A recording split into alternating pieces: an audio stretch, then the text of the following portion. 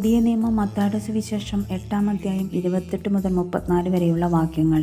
യേശു മറുകരെ ഗെദാറയുടെ ദേശത്തെത്തിയപ്പോൾ ശവക്കല്ലറുകളിൽ നിന്ന് ഇറങ്ങി വന്ന 2 പിശാച് ബാധിതർ അവനെ കണ്ടുമുട്ടി.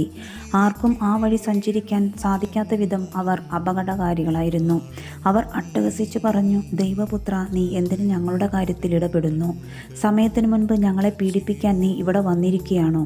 അവരിൽ നിന്ന് അല്പം അകലെ വലിയൊരു പന്നിക്കൂട്ടം മേയുന്നുണ്ടായിരുന്നു. പിശാചുക്കൾ അവനോട് അപേക്ഷിച്ചു, നീ ഞങ്ങളെ പുറത്താക്കുന്നുവെങ്കിൽ ആ പന്നിക്കൂട്ടത്തിലേക്ക് അയക്കണമേ.